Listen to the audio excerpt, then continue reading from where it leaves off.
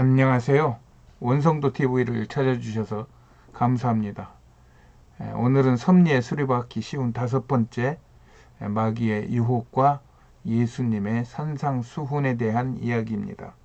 성경 범위는 마태복음 4장부터 7장까지입니다. 3장까지는 예수님께서 태어나시고 어린 유년 시절을 지내시고 청년이 되어 요한에게 세례를 받으시며 이 땅에서의 교회의 권위를 세워주시고 하늘로부터 받아온 그의 지상 사역을 광야의 어느 산에서 시작하시는 그런 상황입니다. 이 광야에서 40일을 금식한 후라 굶주림과 허약함을 갖고 세상의 황막함과 같은 유대 광야, 즉 우리들 곁으로 다가오신 것입니다. 이것이 하나님의 위대한 사랑이죠. 그러자 마귀가 이것을 귀신같이 알고 예수님을 시험하니 예수님은 자신을 속이려는 마귀의 모든 괴계를 말씀으로 물리치십니다. 그러자 하나님 아버지께서 천사를 보내시어 예수님을 수종들게 하셔요. 이후 천사들은 예수님을 떠나지 않고 함께하는 성경의 원리를 받아들이는 사람은 복이 있는 사람입니다. 신구약 모든 부분이나 기독교 역사의 모든 사건들 속에서 하나님께 쓰임받는 특별한 종들은 이렇게 그들을 사용하시기 전에 반드시 하나님의 훈련 과정을 거치게 하시어 말씀으로 무장하게 하시는 것이 있었음을 우리는 보게 됩니다. 그 후 예수님은 갈릴리에 오셔서 고기 잡는 베드로와 안드레와 세베다와 그의 형제 야고보와 또한 그 형제 요한을 부르시고 나를 따라오너라 내가 너희로 사람을 낚는 어부가 되게 하리라 하시니 그들이 곧 예수를 쫓습니다. 그제서야 예수께서 제자들과 온 갈릴리에 두루 다니시며 저희 회당에서 가르치시며 천국 복음을 전파하시며 백성 중에 모든 병과 모든 악한 것을 고치시니 사람들이 각색 병과 고통에 걸린 자, 귀신 들린 자, 간질하는 자, 중풍병자들을 데려오니 저희를 고치시니 온 이스라엘의 허다한 무리가 예수를 쫓습니다. 이것이 예수님께서 공생의 사역을 시작하신 것입니다. 이때 우리는 앞에서 한번 생각해 본 그런 회당과 또 구약의 70인역이라고 하는 성경에 대해서 다시 예수님께서 그런 회당에 다니시며 그런 성경의 말씀을 전하셨다 하는 것을 머릿속에 떠올리시면 훨씬 더 은혜가 될 것입니다. 이때 예수님은 따르는 무리들과 산으로 올라가셔서 사람들에게 팔복을 선포하십니다. 이것을 예수님의 공식적인 사역의 시작으로 산상수훈이라고 부릅니다. 여기서 수훈할 때 숫자는 베풀 숫자랍니다. 그래서 교훈을 베푼다, 가르침을 베푸는데 어디에서? 산에서. 이 산상수훈의 첫 메시지가 팔복의 선언이십니다.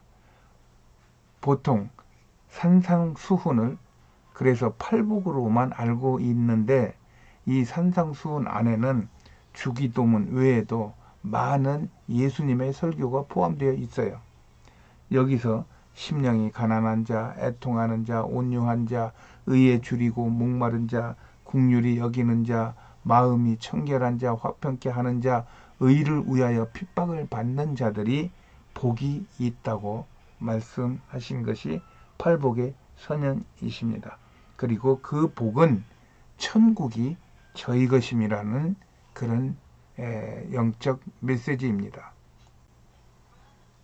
그러면서 예수님은 계속하셔서 마음에 음욕도 간음이고 눈이나 손이 죄를 짓게 하면 아예 그것을 빼버리고 천국에 들어가야지 그거 가지고 있다가 지옥불에 떨어지면 안 된다고 이렇게 가르치시고, 아내를 버렸거든 이혼 증서를 주어 그를 자유케 하라고 가르치십니다. 또 책임질 능력이 없으니 맹세를 절대로 하지 말고,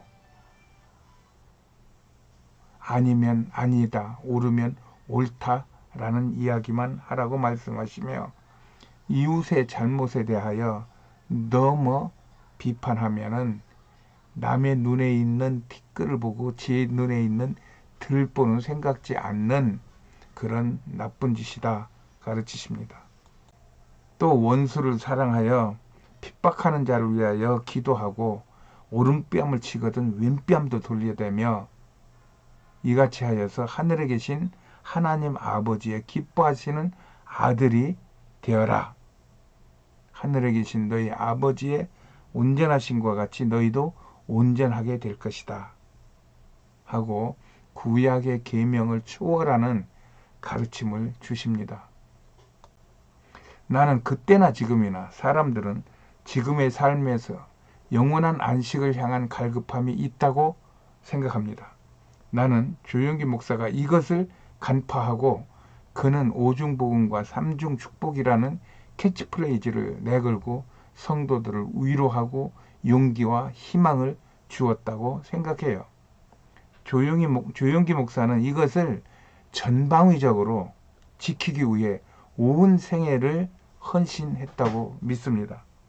그의 축복과 희망 목회는 단순히 세상에서 말하는 잘 먹고 잘 사는 그런 축복을 말하는 것이 아니라 영혼이 잘 되고 그랬을 때 잘 먹고 잘 살 수 있는 길도 부차적으로 따른다고 하는 영적 대각성 운동임을 볼 수가 있어요.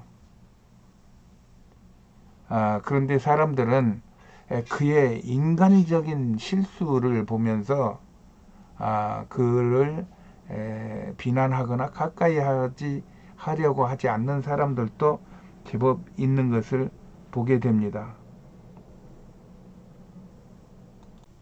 그러나 그는 예수님도 그러하셨듯이 좋은 것이 있으면 나누고 또 힘을 모으는 그의 사역으로 인하여 기독교 역사 일에 큰 획을 그을 수 있었던 메시지의 근원을 이 예수님의 산상수훈에서 잡았다고 저는 믿고 있는 사람입니다. 나의 아들 원종필 목사는 여의도 순복음교회에서 14년 교역자로 사역을 했어요. 그리고 약 6개월 전에 김포공항 부근에 늘봄교회를 개척했어요. 그동안 집에서 예배를 드리다가 그의 교회의 주일, 수요, 금요 예배를 저도 참석을 합니다. 그러면서 그의 사역과 설교 메시지를 유심히 들어보면 순복음의 오중복음과 삼중축복 메시지가 잘 배어 있어요.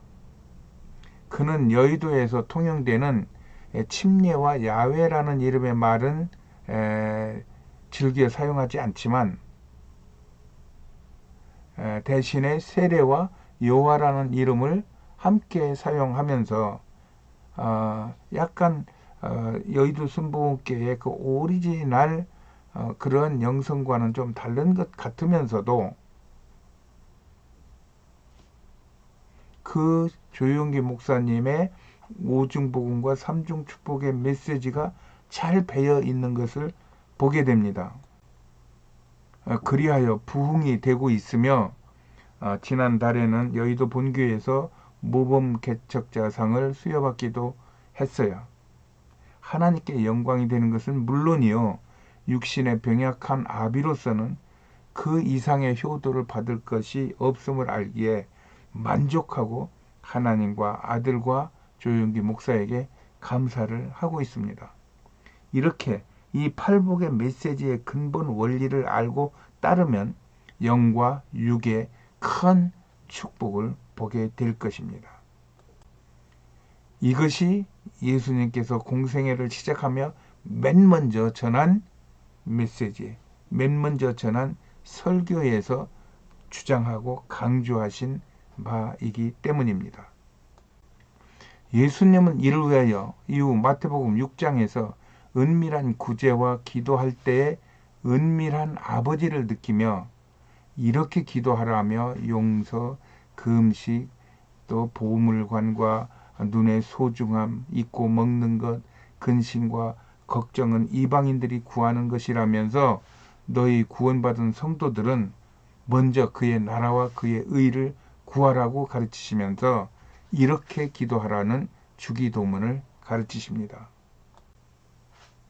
또 7장에서도 예수님은 계속하여 비판하지 말고 너희의 필요한 것이 있으면 하나님께 구하고 문을 두드리고 찾듯이 찾으면 하나님께서 구하는 자에게 좋은 것으로 주실 것이므로 무엇이든지 남에게 대접을 받고자 하는 대로 대접하며 하나님께 영광을 돌리라고 말씀을 합니다.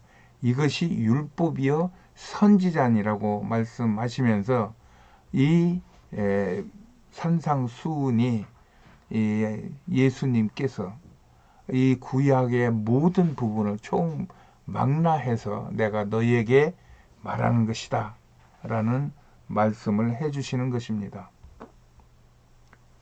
예수님은 계속하여 말만 좋은 거짓 선지자들을 피하라.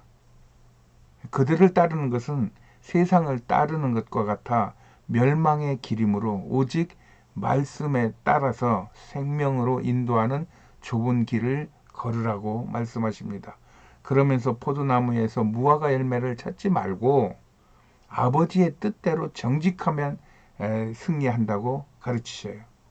이것이 주의 이름으로 귀신을 쫓으며 주의 이름으로 선지자 노릇하는 것보다도 훨씬 더 귀한 일이라고 가르치십니다. 그래서 이 말을 듣고 행하면 그는 그 집을 반석 위에 지은 것 같아서 어떠한 곤경과 위험에서도 이길 수 있음을 가르치시니 그 가르침이 당시의 유대 장로들이나 제사장이나 서기관들의 그 지도자들의 가르침하고는 전혀 그 근본적인 원리가 틀리다 이 말입니다. 유대의 가르침은 여호와께 충성하기 위해서 집에 있는 걸 모두 갖다 바쳐라, 뭐 안식일을 지켜라, 뭐 이런 뭐 구약을 벗어나지 마라 이런 말씀으로 나름대로 율법으로 백성들을 통제하고 그들을 이끌어 간다고 하면은 예수님께서는 이 모든 것을 다 열어놓으시고 너희 마음에 합한 대로 하나님께 너의 생활과 너의 시간과 너의 정성을 드리면 하나님이 다 받으신다. 그리고 그대로 너희를 30배, 60배, 100배로 축복하신다. 하면서 그 당시에 로마에 찌들어 있으며 새로운 구세주를 기다리는 그 백성들에게 희망과 용기의 메시지를 불어주신 것입니다. 이렇게 하나님은 우리에게 그 말씀, 즉 예수 안에서 만족하고 행복하기를 원하셔요. 이 뜻을 우리가 잘 따르는 것이 그것이 축복입니다.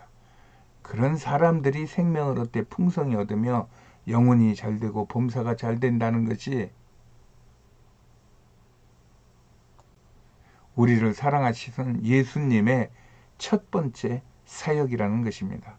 여러분들 이 예수님의 공을 들인 이 첫 번째 사역을 여러분들이 유심히 살피고 그 안에 들어간다고 하면은 여러분들에게는 조용기 목사와 같은 큰 축복을 받으시리라고 저는 확실하게 믿습니다. 이후 예수님은 이 복음을 갈릴리 여러 회당에서 가르치시며 그의 전도 사역을 계속하신 것입니다. 나는 이것을 나의 신앙의 반석으로 삼고 앞으로도 이런 마음으로 글을 써 나갈 것입니다. 여러분들의 영혼이 예수 안에서 잘 되기를 축복합니다. 오늘은 여기까지 하겠습니다. 안녕히 계세요.